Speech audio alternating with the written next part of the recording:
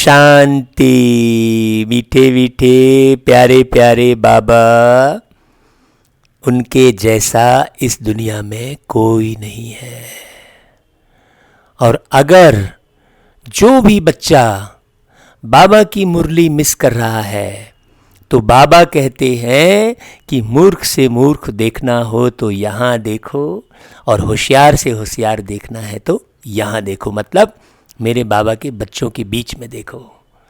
मुझे बड़ा तरस पड़ता है कि जो बाबा को समझकर भी जो मुरली पर मगन नहीं होते, मुरली से प्यार नहीं करते, मुरली को 10 बार नहीं सुनते, उन बच्चों पर बाबा को भी रहम आता है। और मैं बाबा का बच्चा, मुझे भी बहुत रहम आता है। जो बाहर वाले जो नहीं जान पाए हैं बाबा को, जो मुरली की कदर नहीं कर रहे हैं, वो तो अलग है ही, उनको तो सज़ा मिलेगी ही है, उनके लिए ड्रामा में सज़ा निश्चित है। लेकिन जो बाबा के बच्चे बनकर और बाबा की श्रीमत का उल्लंघन करते हैं, जो बाबा की मुरली को बहुत मोहब्बत से, बहुत प्यार से, बहुत मगन से दिन भर में 10 बार नहीं सुनते हैं, उनको तो भैया, उनको तो पश्चाताप की अग्नि में जलना पड़ेगा, खून के आंसू बहाने पड़ेंगे। ये बिल्कुल सच्चाई है, ये बाबा ने कहा है। इसलिए बाबा कहते हैं, मीठे बच्चे, तुम ड्रामा के खेल को जानते हो, तो खेल को अच्छे से जानने के बाद भी यदि हम खुश नहीं हुए, भाई जो व्यक्ति खेल को जानता है वो बहुत खुशी खुशी खेलता है ना भाई, वो हमेशा खुश रहता है, उसके चेहरे में खुशी रहेगी, उसके बोल में खुशी होगी, वो बढ़िया गुनगुनाता रहेगा, वो बाबा की याद में रहेगा, वो न्यारा रहेगा, वो अलग रहेगा, वो परे रहेगा। हाँ, वो अशरीरीपन में ही उसे अपार खुशी होती रहेगी। अशरीरीपन में देह का भान रंच मात्र भी नहीं आएगा। जो बाबा को याद करेगा, दिल से याद करेगा। एक होता है मुरली फॉर्मेलिटी स्वरूप पढ़ लेना, सुन लेना, चलो मुरली सुनना है, हाँ चलो बाबा ने कहा है 5 बार मुरली सुनना है तो 5 बार। अरे भाई 5 बार 10 बार सुनने की भी बात नहीं है, बात है लगन की। अगर आपने लगन से, मोहब्बत से यदि आधी मुरली भी सुनी है और उसे फॉलो कर रहे हैं तो वो पूरा पूरा कहलाएगा। लेकिन यदि लगन से, मोहब्बत से आपने 10 बार भी मुरली, लगन और मोहब्बत के बिना यदि 10 बार भी मुरली सुन ली है तो उसका कोई लाभ नहीं है। तो मूल बात है बाबा को पहचानना, क्योंकि बाबा के जैसा इस दुनिया में दूसरा कोई नहीं हो सकता। और सभी बाबा के बच्चों को और जो नए, जो बाबा को नहीं जानते हैं, उन सब भाई बहनों से मैं ये हृदय से गुजारिश करता हूँ कि जितना महत्व पानी का है जीवन में, जितना महत्व आप भोजन को देते हो, जितना महत्व आप धन कमाने में को देते हो, जितना महत्व आप परिवार को पालने में देते हो, उससे कई गुना ज़्यादा महत्व बाबा की मुरली में दो। भूखे रहना पड़ जाए, प्यासे रहना पड़ जाए, चलेगा, लेकिन बाबा की मुरली ना छूटे, क्योंकि सर्वोच्च है बाबा की मुरली। जीवन का आधार है बाबा की मुरली, जीवन को श्रेष्ठ बनाने वाली है बाबा की मुरली। जिस सुख शांति के पीछे आप भाग रहे हो, आप भौतिक सुख सुविधाओं में जो सोच रहे हो कि सुख शांति मिलेगी, रिश्ते नातों में सुख शांति मिलेगी, जो इसके पीछे भाग रहे हो, नेतागिरी में सुख शांति मिलेगी सोचते हो, पद हासिल करने में सुख शांति मिलेगी सोचते हो, वो सब बिल्कुल नहीं है।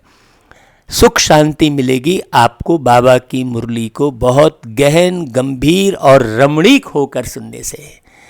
और एक बार नहीं, आपका मन करेगा कि यार मैं बाबा की मुरली को सारा दिन ही सुनता रहूं, ये मन करेगा।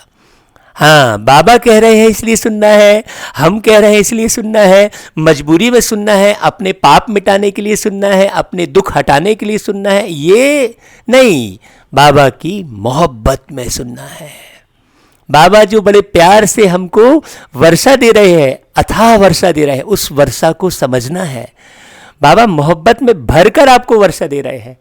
कोई बंध कर आपको वर्षा नहीं दे रहे हैं सतयुग का, स्वर्ग का।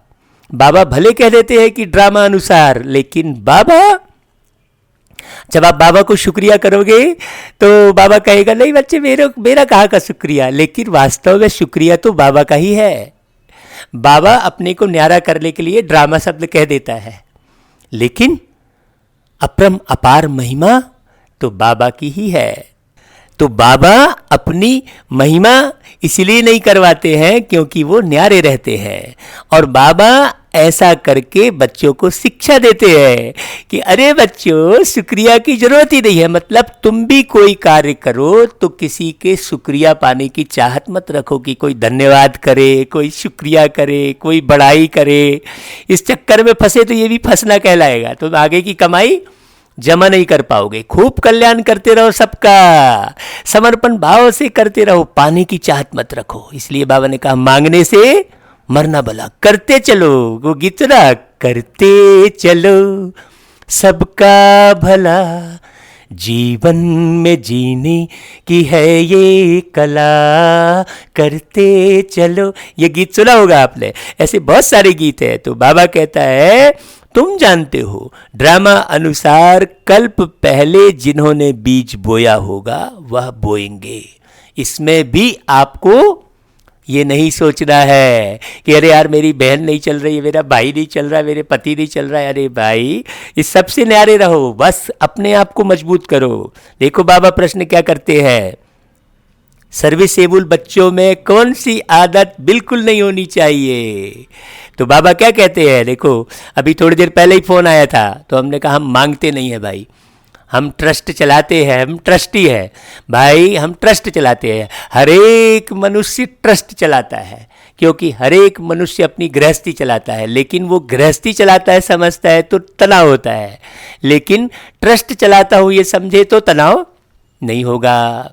तो हम ट्रस्ट चलाते हैं, हमने कहा। और ट्रस्ट चलाने वाले क्या करते हैं, गवर्नमेंट से भी मांगते हैं, तो रसीद बुक काटते हैं, तो चंदा वसूल करते हैं। हमने कहा हम ऐसी ट्रस्ट चलाते हैं जिसमें हम किसी से नहीं मांगते। क्यों?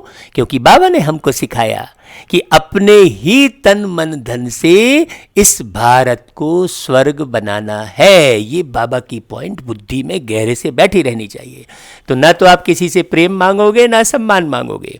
तो बाबा कहता है कि सर्विसेबल बच्चों में कौन सी आदत बिल्कुल नहीं होनी चाहिए, वो है मांगने की। हाँ, अरे आज मेरे लिए कूलर ला दो, तो मैंने अब ईश्वरी सेवा के बहाने ही मांग रहे हैं, वो भी गलत है। चाहत अपने लिए है और मांग रहे ईश्वरी सेवा के बहाने, वो और बड़ा विकर्म बन रहा है। हाँ, स्वेच्छा से जो बाबा का बच्चा, जो बाबा मरा मिटा है, जो जिसे नई दुनिया की स्थापना की चिंता है, वो खुद ब खुद अपने धन को सफल करेगा। और जो खुद ब खुद अपने धन को सफल नहीं कर रहा है, बोलने पर कर रहा है, तो उसका सफल नहीं होता है। खुद ब खुद सफल करता है जो, वो राजाई का सुख, सतयुग के संपूर्ण सुख पाता है, पहले पहले सतयुग में उतरता है। तो बाबा कहता है तुम्हें बाप से आशीर्वाद या कृपा आदि मांगने की भी जरूरत नहीं है, क्योंकि बाबा तो न्यौछावर है। जितना बाबा न्यौछावर है, जितना ईश्वर अपने भक्तों पर न्यौछावर है, उतना भक्त ईश्वर पर बिल्कुल न्यौछावर नहीं है। डिमांड है भक्तों की, तो मांगना अर्थात भक्ति कहला गई। सीधी सी बात है, मंदिर में जाते मांगते हैं क्योंकि उन्हें ईश्वर का पता नहीं है। मांगने से मरना भला कहते हैं। कहते हैं बिन मांगे मोती मिले और मांगे मिले ना भीख। तो बाबा कहते हैं तुम जानते हो ड्रामानुसार कल पहले जिन्होंने बीज बोया होगा वही बोएंगे। जिनको अपना भविष्य पद ऊंच बनाना होगा वह जरूर सहयोगी बनेंगे।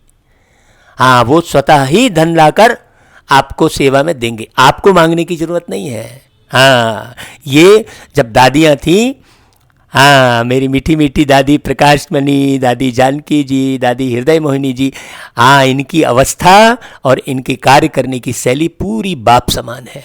ब्रह्मा बाबा की तो थी ही, और उनके पीछे अभी हमको अभी कुछ दिन पहले बाबा ने बताया कि 4373 लोग जो है कंप्लीट हो चुके हैं।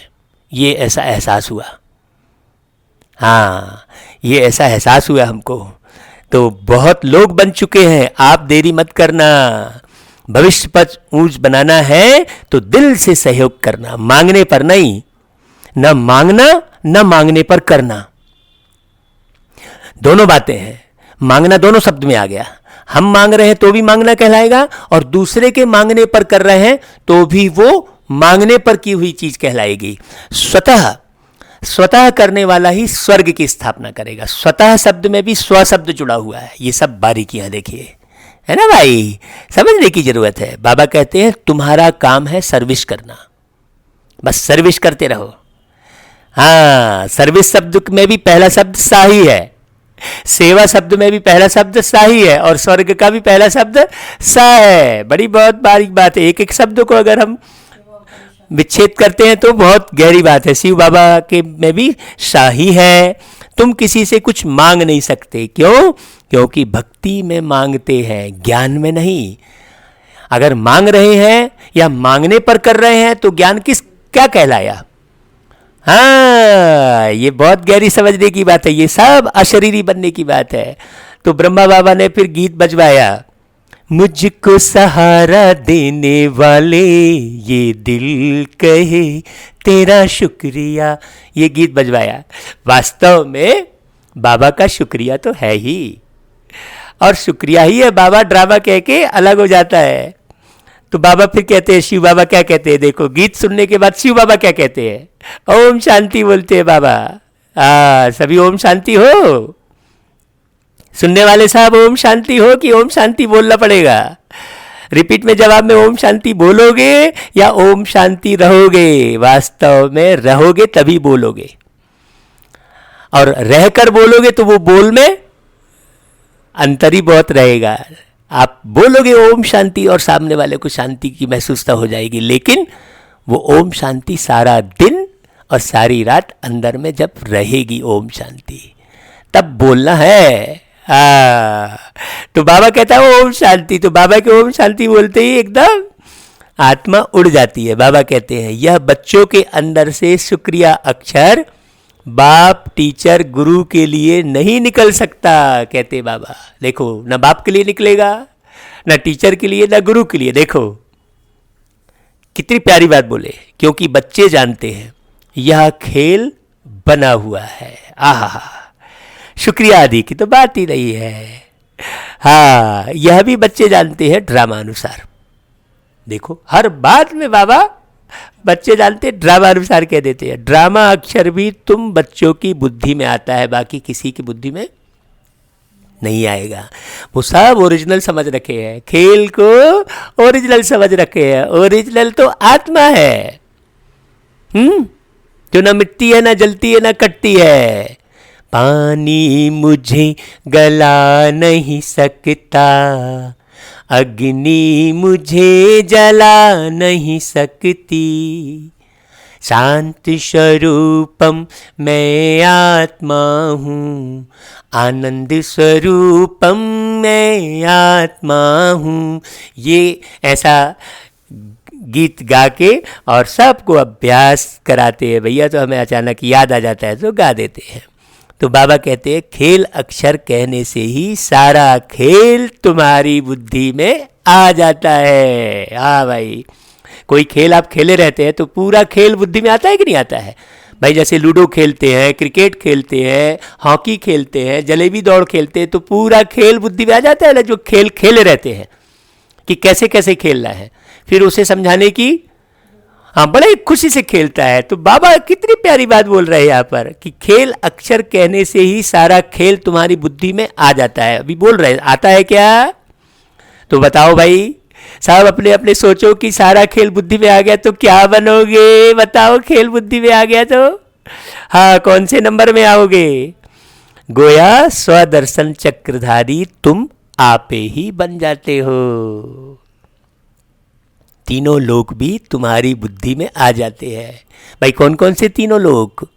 मूल वतन, सूक्ष्म वतन और स्थूल वतन। अब क्या मतलब हुआ इसका? मूल वतन मतलब मूल बातें तुम्हें समझ में आ जाती हैं, जीवन का जड़ तुम्हें समझ में आ जाता है, बीज समझ में आ जाता है। मूल का मतलब जड़ कहेंगे, मूल का मतलब आदि कहेंगे, मूल का मतलब प्रारंभ कहेंगे, है ना भाई। तो मूल वतन मतलब तुम्हें मुख्य मुख्य बात पूरी समझ में आ जाती है। आई कि नहीं आई? अपना मूल्य भी समझ में आ जाता है। देखो कितनी प्यारी बात बोले, ये बड़ी बारीक बात है। और सूक्ष्म वतन मतलब अति सूक्ष्म बातें भी समझ में आ जाती है। और स्थूल वतन मतलब हरेक का व्यवहार हमको समझ में आ जाता है। स्थूल में कौन सतयुग में नीचे उतरा, कौन द्वापर में उतरा, कौन त्रेता में उतरा, सब समझ में आ जाता है। स्थूल का भी सब समझ में आ जाता है। तो बाबा कहते हैं यह भी जानते हो। अब आप वो चित्र के आधार पर मूल वतन जा रहे हो, सूक्ष्म वतन जा रहे हो, नहीं, ये ज्ञान क्लियर नहीं कहलाया, ये अभ्यास कहलाया। आपकी बुद्धि इधर उधर फंसी है तो ये अभ्यास जरूर कर लो भाई, लेकिन ये आपको केवल उंगली पकड़ाना है। ये अभ्यास मतलब केवल उंगली पकड़ना कहलाया, ये जीवन का निर्माण नहीं कहलाएगा। बारीक बात समझना। तो भाई किसी बच्चे को चलाने के लिए पहले उंगली पकड़ाना तो जरूर पड़ेगा ना, उंगली तो जरूर पकड़ाना पड़ेगा। तो ये जो चित्र है, ये जो ज्ञान है, बाबा कहता है ज्ञान केवल 7 दिन का है। ये 7 दिन का जो ज्ञान है वो उंगली पकड़ना है, लेकिन चलना तो बच्चे को अपने पैर से ही पड़ता है। तो बाबा कहते हैं कि बाप आकर तुमको त्रिकालदर्शी बनाते हैं, मतलब तीनों कालों का ज्ञान प्राप्त होता है, तीनों लोकों का ज्ञान प्राप्त होता है। आदि मध्य अंत का राज समझाते हैं, रहस्य बताते हैं। कितनी प्यारी बात है। अशरीरी अवस्था तो ज्ञान से ही हो जाती है पूरी। हाँ, कई लोगों को अशरीरी अवस्था क्या होती है ये मालूम नहीं पड़ता है, मूझते हैं उसमें। बाबा कहते हैं काल समय को कहा जाता है। यह सब बातें नोट करने बगैर याद नहीं रह सकती, ये बुद्धि में नोट करना पड़ेगा। भाई महाकाल, महाकाल मतलब विनाश समझ लेते हैं दुनिया में लोग। महाकाल मतलब महान समय, काल यानी समय। बहुत बारीक बात है। बाबा कहते हैं तुम बच्चों को बहुत पॉइंट्स मिलती है लेकिन तुम भूल जाते हो। ड्रामा के ड्यूरेशन को भी तुम जानते हो, फिर भूलते क्यों हो? फिर थोड़े से में सेकंड में क्यों विचलित होते हो, जबकि ड्रामा के ड्यूरेशन को जान रहे हो तुम। हाँ, तुम त्रिनेत्री त्रिकालदर्शी बनते हो। हैं, जो बोल रहे हो उसको ध्यान देकर बोलो कि इस बोल का प्रभाव क्या पड़ने वाला है। ज्ञान का तीसरा नेत्र मिल जाता है। सबसे बड़ी बात है कि तुम आस्तिक बन जाते हो। नहीं तो निधन के थे। यह ज्ञान तुम बच्चों को मिल रहा है। ये कितनी खुशी की बात है कि सारे विश्व में लोग क्या क्या में पड़े हुए हैं और हम बाबा के ज्ञान में मगन हुए जा रहे हैं। ये कितनी खुशी की बात है। बाबा कहता है स्टूडेंट की बुद्धि में सदैव नॉलेज मंथन होती है। नॉलेज मंथन, यह भी नॉलेज है ना। ऊंच ते ऊंच बाप ही नॉलेज देते हैं, ड्रामा अनुसार शब्द कह दिया बाबा ने, देखो है ना भाई।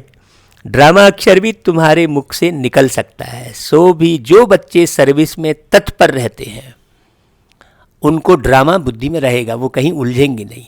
सर्विस में सफलता मिली तो, नहीं मिली तो, कोई समझा तो, नहीं समझा तो, वो न्यारे रहेंगे। कर्म कर दिया, सेवा कर दी, उसकी काउंटिंग नहीं करते रहेंगे। मैंने इतने जगह वो किया, काउंटिंग करते नहीं बैठे रहेंगे।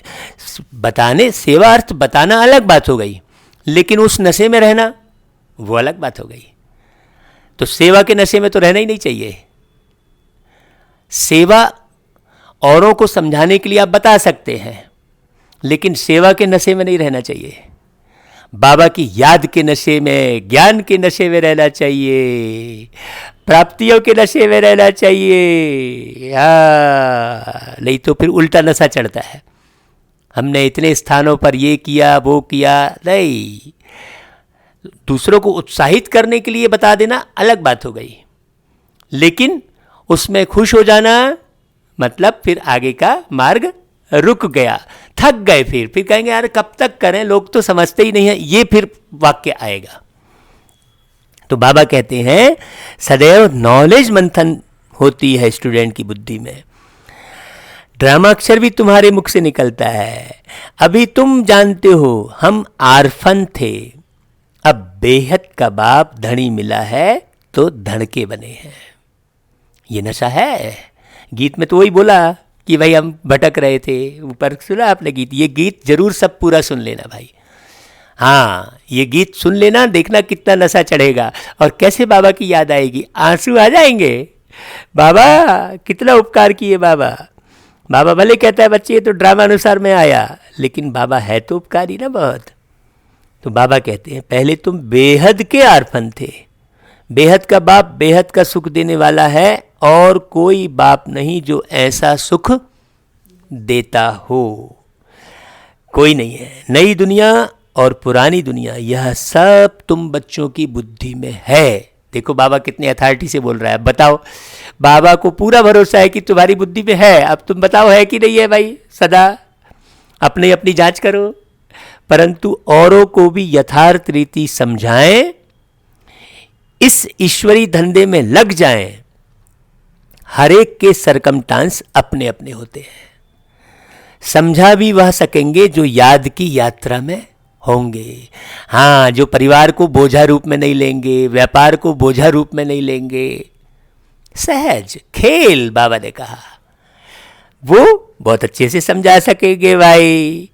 याद से बल मिलता है ना। बाप है ही जौहरदार तलवार। देखो बाबा क्या बोले बाबा ने, तुम बच्चों को जौहर भरना है। योग बल से विश्व की बादशाही पाते हो भाई। योग से बल मिलता है, ज्ञान से नहीं। तो जितना ज्यादा याद करोगे बाबा की, उतना ज्यादा बलवान बनोगे। बच्चों को समझाया है नॉलेज सोर्स ऑफ इनकम है। योग को बल कहा जाता है, रात दिन का फर्क है। हाँ, अब योग अच्छा या ज्ञान अच्छा? योग ही नामी ग्रामी है। योग अर्थात बाप की याद। हाँ, बाप कहते हैं इस याद से ही तुम्हारे पाप कट जाएंगे। बाबा को कोई याद नहीं करता। बहुत सारे फोन आते हैं मेरे पास, बातचीत करते हैं, उसी से पता चल जाता है कि वो बाबा की याद में नहीं है। पूरा मालूम पड़ता है। बाबा कहते हैं 84 के चक्र का ज्ञान सुनाता हूं, उसमें सब आ जाता है। बाप याद पर ही जोर देते हैं।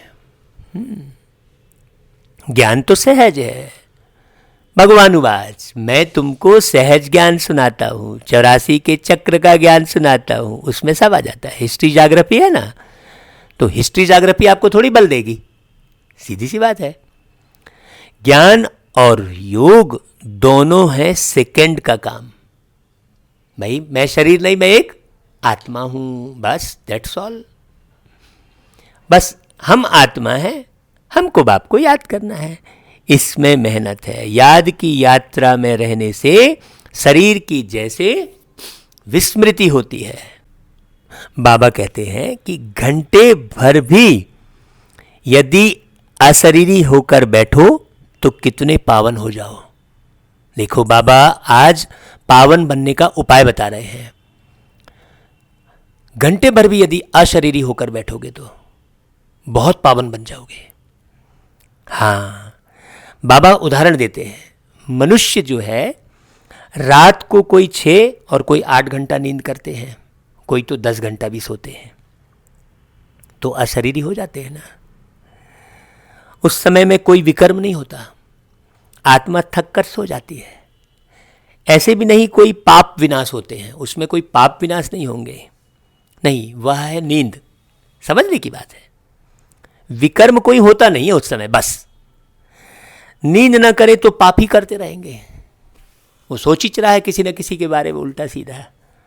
तो नींद भी वास्तव में एक बचाव है, पाप कर्म से बचने का एक बचाव है। लेकिन पाप विकर्म नष्ट नहीं होते। नींद ना करे तो पाप ही करते रहेंगे। तो सारा दिन सर्विस कर आत्मा कहती है मैं अब सोता हूं, अशरीरी बन जाता हूं। तुमको शरीर होते अशरीरी बनना है, ये मुख्य पढ़ाई है, ये मुख्य कहना चाहिए कार्य है। मुरली पढ़ने से ये मालूम पड़ता है हमको कि बाबा हमें बारीकी कौन सी विधि बता रहे हैं। अशरीरी मतलब जो हम कह रहे थे, शुरू में कह रहे थे कि भाई जैसे गाड़ी में शुद्ध पेट्रोल डालते हैं, क्या वैसे खाते समय वो भाव आते हैं? नहीं आते, स्वाद के वशीभूत होकर खाते हैं। तो अशरीरीपन कहां कहलाया? मैं अलग हूं आत्मा, शरीर अलग है। चल रहे हो तो अलग महसूस हो, तो मैं थक गया नहीं, शरीर थक गया ना। तो शरीर को मैं कहता हूं कि 6x3 के जो गैरेज है खटिया, उसमें डाल दो और चले जाओ प्यारे बाबा के पास। तो आत्मा सच्चित आनंद स्वरूप है। तुमको शरीर होते भी अशरीरी बनना है। हम आत्मा इस शरीर से न्यारी शांत स्वरूप है, इस अवस्था में रहना है, संकल्प नहीं। आत्मा की महिमा कभी नहीं सुनी होगी कि आत्मा सच्चित आनंद स्वरूप है। परमात्मा की महिमा गाते हैं कि सत्य है, चैतन्य है, सुख शांति का सागर है। अब तुमको फिर कहेंगे मास्टर बच्चे को मास्टर भी कहते हैं, तो बाप युक्तियां भी बतलाते रहते हैं। अब अशरीरी मतलब ऐसे नहीं कि सारा दिन नींद करनी है, नहीं भाई, तुमको तो याद में रह पापों का विनाश करना है, बाप का संग करना है। संग का रंग चढ़ेगा ना, क्योंकि बाबा एवर प्योर है। हाँ, तो बाप का संग करे कैसे होगा? याद के द्वारा। याद के द्वारा बाप का संग होगा। आप याद के द्वारा ही किसी न किसी का संग करते हो। पहले याद आती है ना भाई, फिर मिलने जाते हो, पहले याद आती है ना। तो ऐसा ही बाप की याद ही बाप का संग कहलाएगा। तो बाबा कहता है जितना हो सके बाप को याद करना है। ऐसे भी नहीं कि बाप हमारे ऊपर रहम व कृपा करते हैं, नहीं, यह उनका गायन है। रहम दिल बादशाह, यह भी उनका पार्ट है। तमो प्रधान से सतो प्रधान बनाना। भक्त लोग महिमा गाते हैं, तुम्हें सिर्फ महिमा नहीं गानी है। यह गीत आदि भी दिन प्रतिदिन बंद होते जाते हैं। भाई सही मायने में देखा जाए तो आजकल तो मुझे गीत की तरफ उतना लगाव, उतना क्या लगाव ही नहीं रह गया। हाँ, अब तो केवल बाबा और बाबा की मुरली और मेरा अपना सतयुग यही दिखाई देता है भाई। कई कहते हैं भाई गीत सुनाओ, तो फिर उनकी सेवा अर्थ सुना देता हूँ, या नशे में चढ़ गया तो ऑटोमेटिक स्वर प्रस्फुटित हो जाते हैं, वो अलग बात हो गई। स्कूल में कभी गीत होते हैं क्या? बाबा कह रहा है देखो।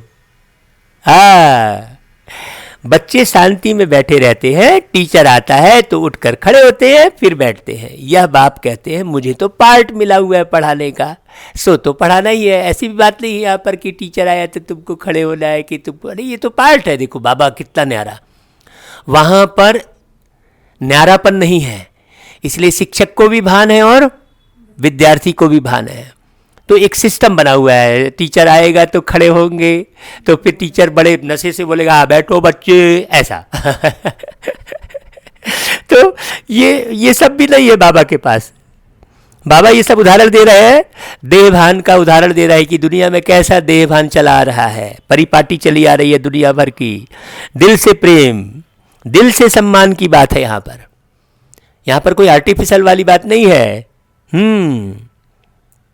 बाबा कहते हैं कि तुम बच्चों को उठने की दरकार नहीं है, आत्मा को बैठ सुनना है। आत्मा बैठी है भुरकुटी के बीच, अब आत्मा थोड़ी उठी, शरीर उठा ना भाई, आत्मा थोड़ी उठी। अगर उठे तो तुम्हारी बात ही सारी दुनिया से बिल्कुल नहीं आ रही है, बाबा की बात ही नहीं आ रही है भाई, तुम्हारी बात भी नहीं आ रही है।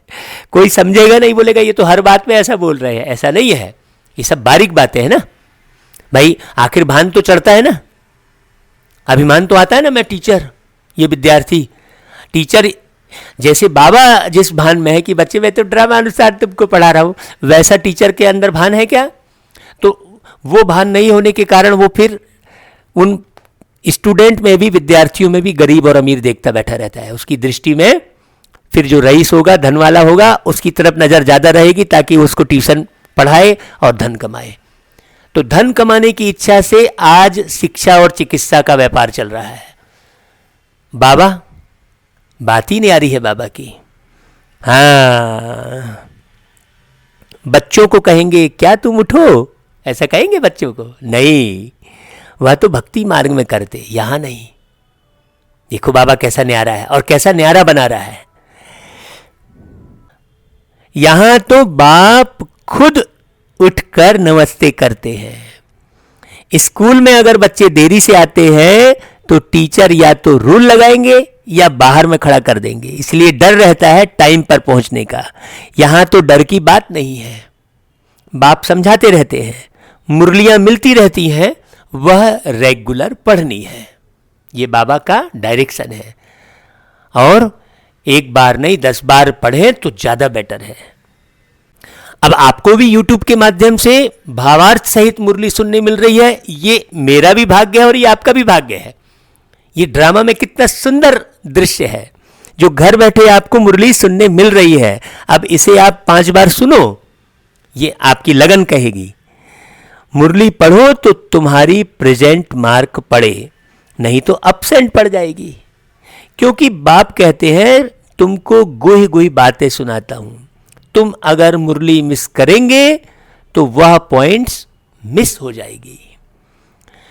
यह है नई बातें जो दुनिया में कोई नहीं जानते। यहां पर जो भी बात कर रहे हैं बाबा, तुम्हारे चित्र देखकर ही चकित हो जाते हैं। कोई शास्त्रों में भी नहीं है। भगवान ने चित्र बनाए थे ऐसा तो कहीं नहीं बताया है। तुम्हारी यह चित्रशाला है नई, उनसे बड़ा चित्रकार कोई नहीं है। वो गीत है ना, ये कौन चित्रकार है, ये कौन चित्रकार, ऐसा करके गीत बना था।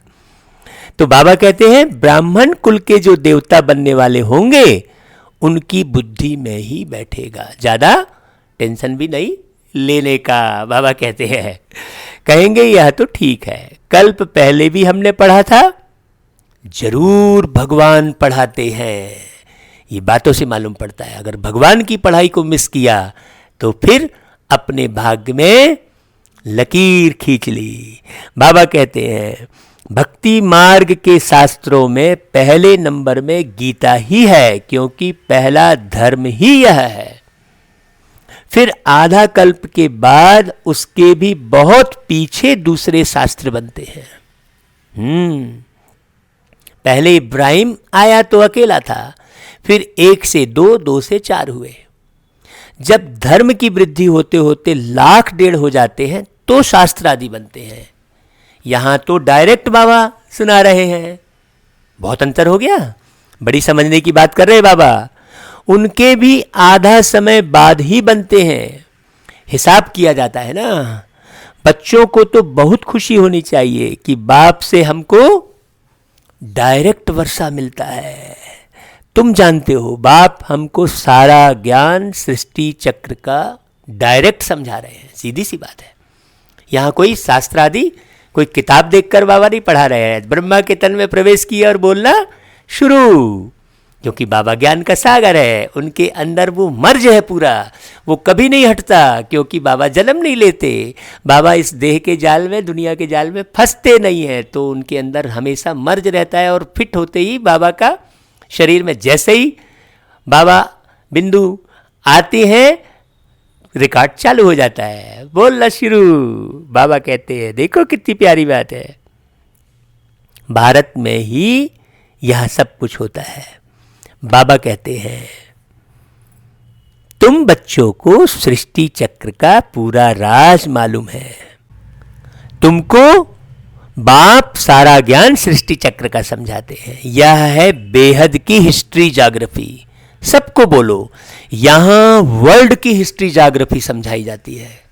पार्टिकुलर किसी राजा महाराजा की नहीं, किसी देश की नहीं, पूरे वर्ल्ड की हिस्ट्री ज्योग्राफी समझाई जाती है। ये बहुत अलग बात हो गई जो और कोई सिखला ना सके। भल वर्ल्ड का नक्शा निकालते हैं, परंतु उसमें यह कहां दिखलाते कि लक्ष्मी नारायण का राज्य कब था।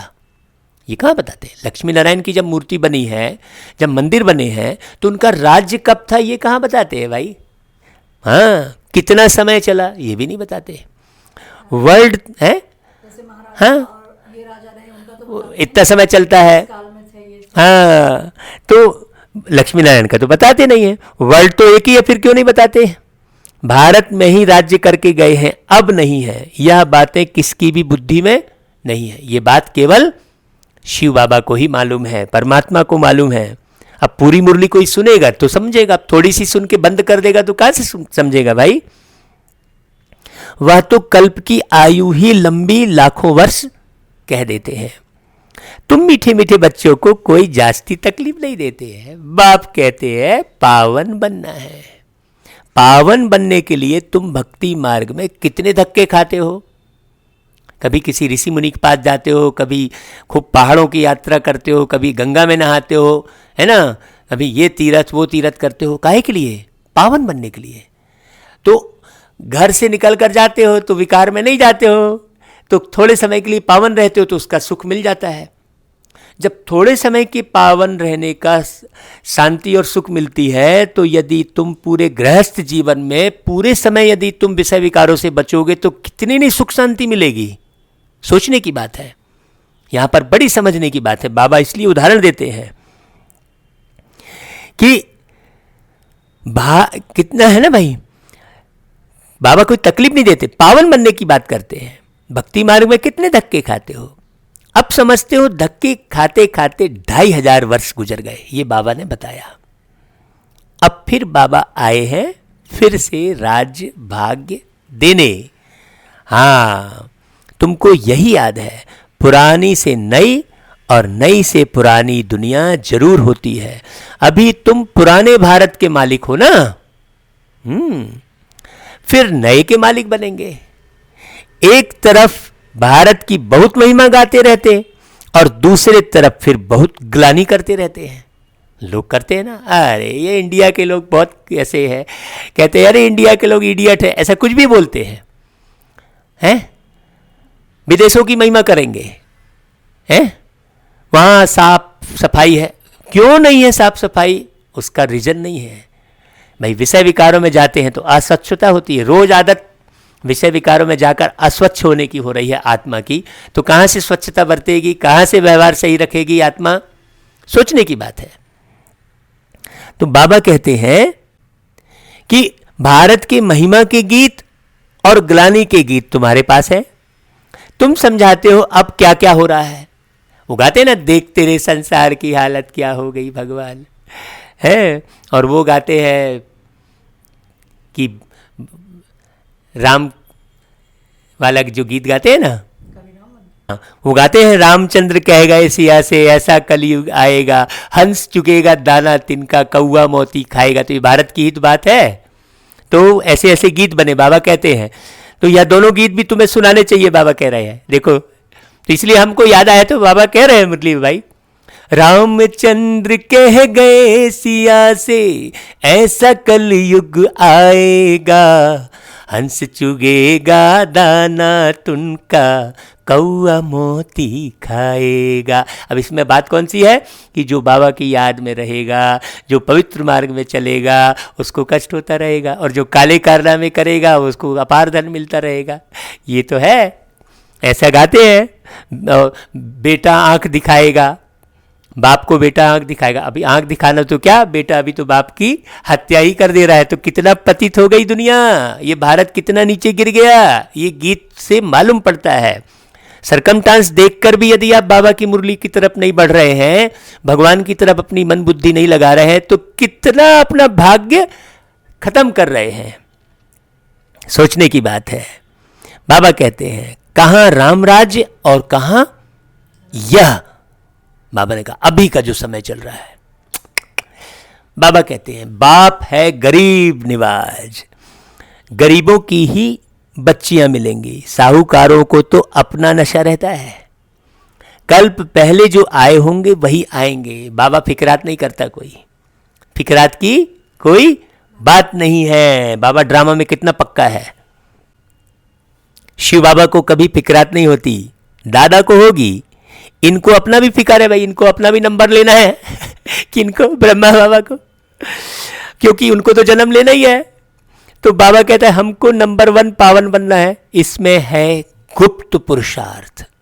हाँ, आप रोज मुरली सुन रहे हो, रोज सेंटर जा रहे हो, अच्छी अच्छी बातें कर रहे हो, खूब ज्ञान सुना रहे हो सबको, लेकिन पीठ पीछे आप खान पान गलत कर रहे हो, दृष्टि वृत्ति गलत कर रहे हो, तो बहुत ज्यादा पाप कर्म जमा हो जाता है। बाबा कहते हैं यह है गुप्त पुरुषार्थ।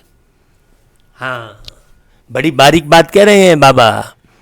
चार्ट रखने से समझ में आता है, इनका पुरुषार्थ जास्ती है।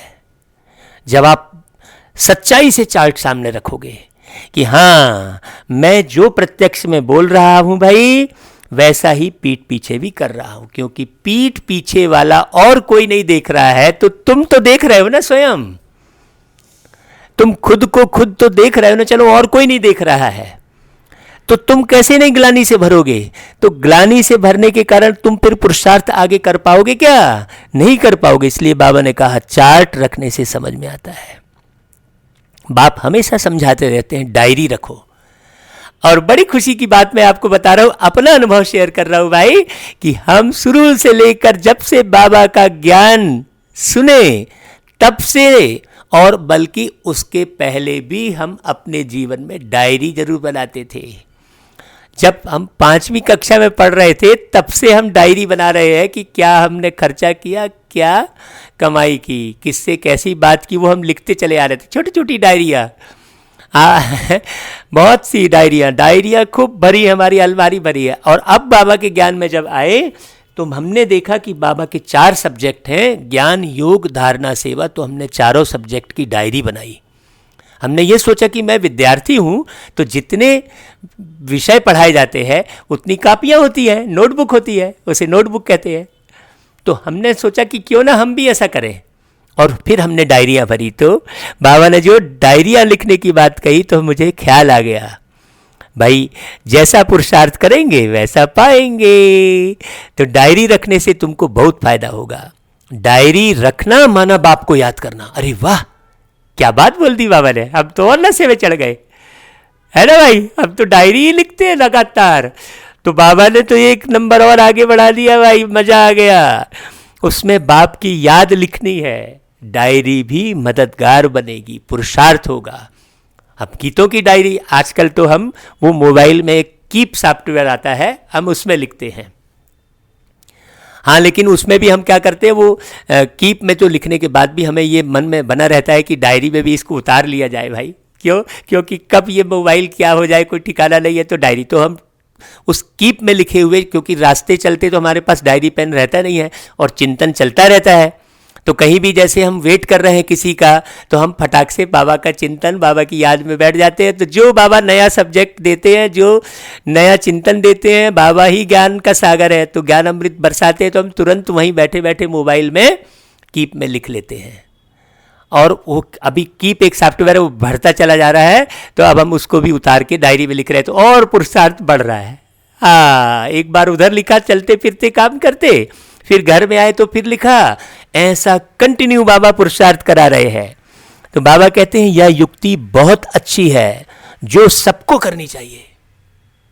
देखो बाबा कह रहा है, हाँ डायरी रखने से तुमको बहुत फायदा होगा। हाँ, बाबा कहता है डायरी भी मददगार बनेगी, पुरुषार्थ होगा। डायरियां कितनी लाखों करोड़ों बनती हैं नोट आदि करने के लिए। भाई छपती है ना डायरियां, हर साल डायरी का बिजनेस होता है। क्यों होता है भाई? भाई वो लोग भी तो डायरी रखते हैं स्थूल कार्य के लिए। तो तुम इतने 5000 वर्ष का तुम प्राप्ति कर रहे हो और डायरी नहीं रख रहे हो? ये बाबा देखो बड़ी बारीक बात कर रहा है। वो तो एक जीवन के लिए कितनी डायरियां और खाता और बही खाता दुनिया भर का पूरा भरा रहता है? आज चाहे कोई भी विभाग चले जाओ, आरटीओ विभाग या स्वास्थ्य विभाग, सब जगह पूरा भरा रहेगा, लिखा पढ़ा सब, है ना? तो फिर हमको जब 5000 साल का पाना है तो हमको एक डायरी नहीं रख सकते क्या? बाबा बहुत प्यारी बात बोल रहे हैं। बाबा कहता है सबसे मुख्य बात तो यह है नोट करने की, यह कभी नहीं भूलना चाहिए, उसी समय डायरी में लिखना चाहिए। रात को हिसाब किताब लिखना चाहिए, फिर मालूम पड़ेगा या तो हमको घाटा पड़ रहा है। आप लिखोगे तो मालूम पड़ेगा। हम हमेशा कहते हैं लिखो पुरुषार्थ क्या किया। हाँ, बाबा कहते हैं क्योंकि जन्म जन्मांतर के विकर्म भस्म करने हैं भाई। आत्मा का ज्ञान सुनना तभी तो कहलाएगा। और मैं आत्मा हूं, शांत स्वरूप हूं, बस इतना ही कर लिए भाई। आत्मा का ज्ञान पूरा कब कहलाएगा? जब आपको यह एहसास होगा कि भाई जन्म जन्मांतर मेरे से विकर्म हुए हैं। अमृत बेले जब हम बैठते हैं तो पूरा खुली आंख से सारे दृश्य दिखते हैं कि पिछले जन्म में हमने कौन कौन से गलत कर्म किए थे, किसको किसको कष्ट दिया था, वो भी दिखता है। बाप रास्ता बताते हैं, अपने ऊपर रहम व कृपा करनी है। रहम और कृपा मांगनी नहीं है। डायरी लिखना, अपनी जांच करना, बारीक पुरुषार्थ करना, ये अपने ऊपर रहम और कृपा कहलाएगी। देखो बाबा कितना क्लियर कर रहे हैं। टीचर तो पढ़ाते हैं भाई, आशीर्वाद तो नहीं करेंगे। आशीर्वाद, कृपा, रहम आदि मांगने से मरना भला। कोई से पैसा भी नहीं मांगना चाहिए। बच्चों को सख्त मना है। बाप कहते हैं ड्रामा अनुसार जिन्होंने कल्प पहले बीज बोया है, वर्षा पाया है, वह आपे ही करेंगे। हाँ, तुम कोई काम के लिए मांगो नहीं, नहीं करेगा तो नहीं पाएगा। सामने वाला अपना घाटा करेगा। तुम क्यों परेशान होते हो? तुम तो बाप के बन गए हो ना। तुम ईश्वरी कार्य करने में हो, तुम ईश्वरी विद्यालय चला रहे हो। बारीक बात है। बाबा कहता है मनुष्य दान पुण्य करते हैं तो रिटर्न में मिलता है ना। राजा के घर व साहूकार के पास जन्म होता है। जिनको करना होगा वह आप ही करेंगे। तुमको मांगना नहीं है। मांगने की क्या दरकार है? बाबा तो कहते रहते हैं हुंडी भरती रहती है सर्विस के लिए। हम बच्चों को थोड़े ही कहेंगे पैसा दो। शिव बाबा थोड़ी कहेंगे अब आया है पहचानो। भाई बाबा आया है, मुरली चलवा रहा है। बाबा की बातों को बहुत गहन गंभीर होकर ब्रह्मा बाबा भी समझा रहे हैं और बहुत से महारथी बच्चे समझा रहे हैं। बाबा की ही बातें समझा रहे हैं। और तुमको अपना जीवन बनाना है। तुम मान लो किसी को दे भी रहे हो ईश्वरी कार्य में, तो किसका जीवन बनेगा? भाई 4 बातों में जिंदगी टिकी हुई है, तन, मन, धन और जन। तो चारों सफल करना चाहिए। केवल धन की बात बस नहीं है बाबा की यहाँ पर। बाबा कहते हैं भक्ति मार्ग की बात ज्ञान मार्ग में नहीं होती। भक्ति में मांगते हैं पैसा। हाँ, बाबा कहते हैं जिन्होंने कल पहले मदद की है वह करते रहेंगे। आप ही कभी मांगना नहीं है। बाबा कहते बच्चे चंदा चीरा तुम इकट्ठा नहीं कर सकते। देखो अभी थोड़ी देर पहले जो फोन आया था तो हमने उनको स्पष्ट कह दिया भाई हम ऐसी ट्रस्ट चलाते हैं जिसमें हमारी चंदा की कोई रसीद हमने नहीं बनाई, ना हम गवर्नमेंट से मांगते जाके। भाई गवर्नमेंट में भी जाकर मांगे तो जो मुख्य सीट पर बैठे हैं क्या उनके पास श्रेष्ठ कर्मों की कमाई है क्या? अगर हम गवर्नमेंट से भी मांगे, मांगना नहीं चाहिए, स्पष्ट बात है। वो सेवा कभी भी सफल नहीं हो सकती जो मांग कर की गई हो। बाबा कहते हैं यह तो सन्यासी लोग करते हैं भाई। भक्ति मार्ग में थोड़ा भी देते हैं उनका रिटर्न में एक जन्म के लिए मिलता है। यह तो फिर है जन्म जन्मांतर के लिए। तो जन्म जन्मांतर के लिए सब कुछ दे देना अच्छा है ना। इनका तो नाम भोला भंडारी है। तुम पुरुषार्थ करो तो विजय माला में पिरोए जा सकते हो। भंडारा भरपूर, काल कंटक दूर है। वहाँ कभी अकाली मृत्यु नहीं होती सतयुग में। यहाँ मनुष्य काल से कितना डरते हैं। हाँ सोचो, थोड़ा कुछ होता है तो मौत याद आ जाता है। अरे वो फिर सेफ्टी के साधन ढूंढते रहते हैं। मरेगा तो है ही। तू घर में रहेगा तो घर की छप्पड़ गिर जाएगी, क्या कर लेगा? इतना मौत से काहे को डरना? आत्मज्ञान होने से सावधानी बरतना अलग बात हो गई है ना भाई। आत्मज्ञान होने से मौत का भय खत्म हो जाता है। बाबा कहते हैं वहाँ यह ख्याल ही नहीं। कहाँ? सतयुग में। तुम अमरपुरी में चलते हो, यह छीछी मृत्यु लोक है। भारत ही अमर लोक था और भारत अब मृत्यु लोक है। तुम्हारा आधा कल्प बहुत छीछी पास हुआ है, नीचे गिरते आए हो। जगन्नाथपुरी में बहुत गंदे गंदे चित्र हैं। देखो कल एक भाई बहन आए थे तो यही बात बाबा ने कहलवा दी थी। वो जगन्नाथपुरी की बात उनको हमने यही बोला उन युगल को कि भाई संतान हो गई, घर मकान बन गया, सब कुछ हो गया, अब तो तुम पवित्र रहो। कल यही बात बोले थे, जगन्नाथपुरी का उदाहरण दिए थे। भाई आप ही कह रहे हो कि देवता वाम मार्ग में चले गए, तो वाम मार्ग मतलब वाम यानी उल्टा, तो उल्टे मार्ग में चले गए, फिर तुम देवी देवताओं को पुकारते बैठे हो, तो जब वो खुद उल्टे मार्ग में चले गए, ये तुम खुद बोल रहे हो और जगन्नाथपुरी में वो दिखा भी रहे हो, तो फिर कैसे उनसे प्राप्ति होगी? अब प्राप्ति तो परमात्मा से होगी ना, तो इस मुरली से ही प्राप्ति होगी ना, जो प्यारे बाबा की परमात्मा की मुरली चल रही है। बाबा यानी परमात्मा, एक एक शब्द। तो बहुत अच्छी रिजल्ट, वो जो नए युगल आए थे वो कहने लगे हमारे तो रोए खड़े हो रहे हैं। क्यों? सच्चाई तो सच्चाई है ना भाई, सत्य हमेशा सुख देता है और झूठ हमेशा दुख देता है। तो आत्मभान सत्य है और देह भान झूठ है, सीधी सी बात है ना भाई। और फिर देह भान में आकर विषय विकार में जाना तो और ही पूरा हाड़ घोल टूट जाना, एकदम बेकार जिंदगी हो जाना। तो बाबा कहते हैं देखो जगन्नाथपुरी में बहुत गंदे गंदे चित्र है, बाबा तो अनुभवी है ना, चारों तरफ घुमा हुआ है। और बड़ी कमाल की बात है कि मुझ आत्मा को भी बाबा ने सब तरफ घुमा के दिखाया है, सब तरफ बाबा ने प्रोग्राम के चलते सब तरफ जाना हो गया। इकोनॉमी भी रही और इकोनॉमी भी रही। ये बहुत वंडरफुल अनुभव है। तो बाबा कहते हैं चारों तरफ घूमे हैं बाबा, गोरे से सांवरा बना है। गांव में रहने वाला था ना, वास्तव में यह सारा भारत गांव है। बाबा एक ब्रह्मा बाबा का उदाहरण देके सबको समझा रहे हैं, ऐसा नहीं कि एक के लिए बोल रहे हैं। बाबा बाबा कह रहे हैं ये सारा भारत ही गांव हो गया, तुम गांव के छोरे हो। जैसे गांव के छोरों को कुछ मालूम नहीं रहता है, बस वैसी बात है। अब तुम समझते हो हम विश्व के मालिक बनते हैं, ऐसे मत समझना हम तो बॉम्बे में रहने वाले हैं। बॉम्बे भी स्वर्ग के आगे क्या है? कुछ भी नहीं, एक पत्थर भी नहीं, बाबा कह रहा है। नहीं तो शहर में रहने वाले क्या सोचते हैं, बड़े बड़े महल माणिक एरोप्लेन में घूम रहे, तो सोचे अरे विषय विकार में तो पड़े हो, हॉस्पिटल में तो सड़ रहे हैं कितने लोग, बड़े बड़े करोड़ों रुपया कमाए हुए हैं, हाँ, लेकिन अब खा तो रहे हैं गोली दवाइयाँ, तो कहाँ से स्वर्ग हो गया भाई? ऐसा कोई भी व्यक्ति बता दो जो हॉस्पिटल न जा रहा हो, जो कोर्ट कचहरी के चक्कर में न पड़ रहा हो, तो कहाँ का स्वर्ग है? बाबा कहते हैं एक पत्थर भी नहीं, एक गांव के छोरे निधड़ के बन गए हैं, अब फिर हम स्वर्ग के मालिक बन रहे हैं, तो कितनी खुशी रहनी चाहिए। नाम ही है स्वर्ग। कितने हीरे जवाहरात महलों में लगे रहते हैं। सोमनाथ का मंदिर ही देख लो, मिसाल है। तो पहले कितने ने हीरे जवाहरात लगे होंगे, हीरे जवाहरात से सोमनाथ का मंदिर बनाए थे, कितना हीरे जवाहरात उसे भरा हुआ था। पहले पहले शिव का मंदिर ही बनाते हैं, ये भी स्पष्ट है। कितना साहूकार था। अभी तो भारत गांव है, सतयुग में बहुत माला माल था। यह बातें दुनिया में तुम्हारे सिवाय कोई भी नहीं जानते हैं। कितना नशा रहना चाहिए।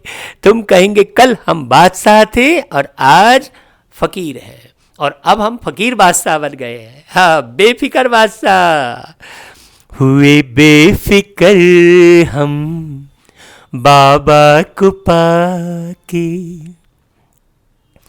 कितनी कमाई की, कितनी कमाई की इस जहां में आके, मतलब इस संगम युग के जहां में आके हमने कितनी कमाई की। हुए बेफिक्र हम बाबा को पाके। ये अवस्था थी जो गीत बन गया, स्वर प्रस्फुटित हो गए भाई। हाँ, इसलिए याद आ जाता है वो गीत। अब कोई डायरी नहीं देखते हैं। कितनी प्यारी बात है बाबा, कितनी प्यारी अवस्था बनाते बाबा।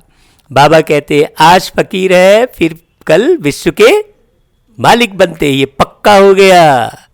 तुम बच्चों को अपने भाग्य पर शुक्रिया मानना चाहिए कि वाह मेरे भाग्य।